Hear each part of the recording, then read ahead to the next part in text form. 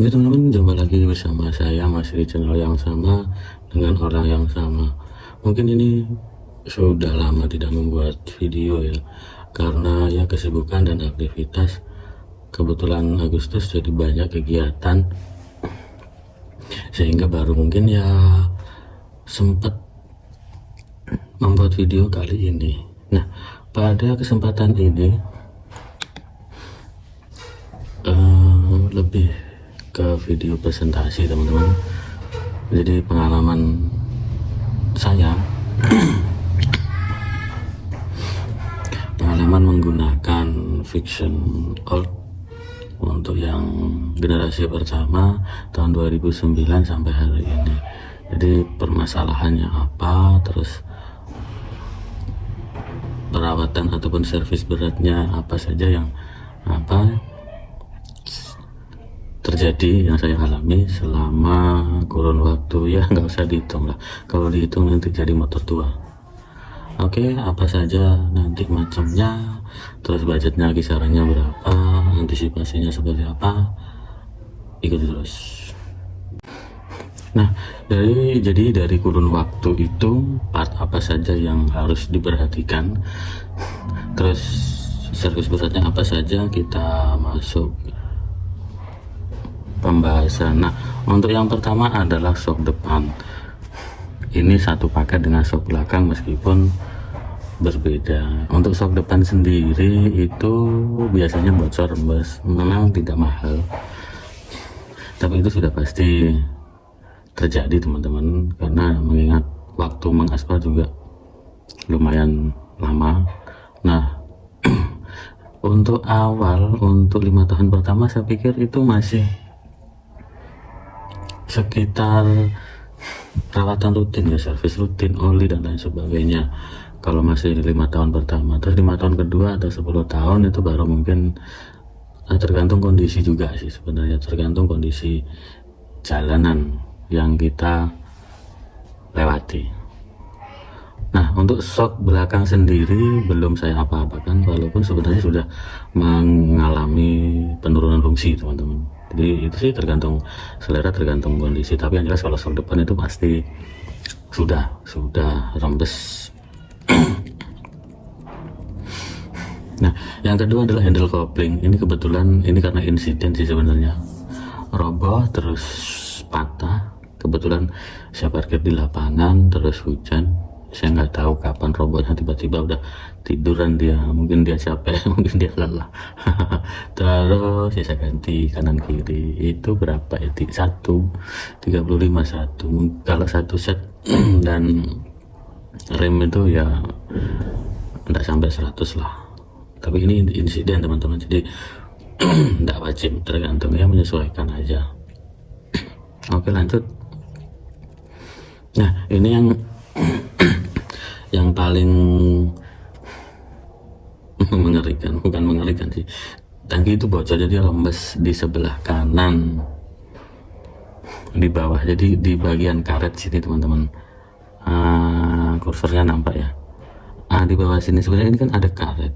Karetnya ini kan dia menyimpan air, karet sil, bukan karet sil, karet pengaman ini, delta boxnya ini. Nah, yang kanan ini dia.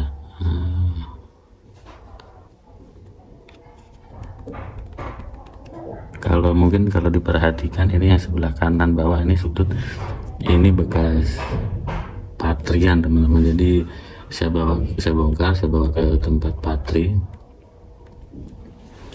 Terus berarti patri itu warnanya silver aluminium seperti itu biasanya tukang-tukang panci atau apa itu.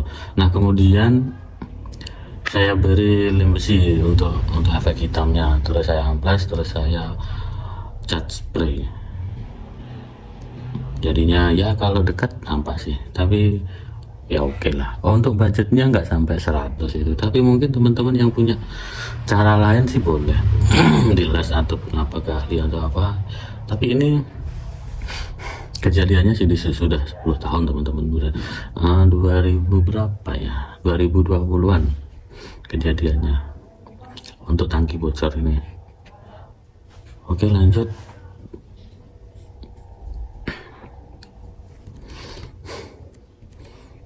Ya, selanjutnya juga sama hal-hal yang bocor begitu. Jadi olinya itu ikut eh, ke ruang mesin. Ke ruang bakar apa ruang mesin ya, intinya seperti itulah. Tanda-tandanya itu asap putih di knalpot. Nah, itu saya alami sebenarnya sudah lama di 5 tahun kedua, tapi tidak saya apakan gitu karena saya rasakan performanya masih oke dengan catatan olinya terjaga. Jadi biasanya itu saya beli oli itu dua, jadi ganti oli dan bawa oli pulang. Jadi nanti 1 bulan ketika performanya sudah menurun saya isi lagi. Terus begitu terus akhirnya kan capek terus performanya sudah nggak enak, baru saya bongkar ya, turun mesin. Nah, setelah dianalisa oleh bengkel temen itu ya area piston dan blok piston itu diganti. Waktu itu budgetnya 1 juta lebih dikit ya, 1 juta nggak sampai 1,5 juta lah, udah itu sudah sekalian rantai, sekalian udah oli, udah jasa, udah lebih seperti itu. Jadi ya nggak mungkin, ya nggak tahu kenapa awalnya kok bisa seperti itu. Ya sadarnya itu asapnya putih, oh ini berarti ada yang bocor gitu. Mungkin teman-teman yang mengalami ya bisa apa ya, ya curhatlah di kolom komentar. Nah selanjutnya ini radiator bocor. Jadi 2 kali teman-teman ini saya alami itu di tahun 2021-22 masalah itu. Jadi ketika dipakai itu overheat, padahal jaraknya juga nggak jauh, jadi antara rumah ke tempat kerja itu 10 kilo, anda sampai 10 kilo kategori dekat. Itu overheat berarti kan ada masalah. Terus saya buka oli, yaitu tumpah, berarti air radiatornya turun ke masuk ke oli atau ke, saya nggak tahu jalurnya itu apa. Terus saya bawa ke bengkel, di sini bengkel biasa, budget 100 ribuan, 150 atau 120, 1 bulan bocor lagi. Akhirnya saya bawa ke bengkel AC, ke Yamaha, budget 200 berapa itu, ganti seal water pump atau apa itu. Tandanya sih kalau overheat,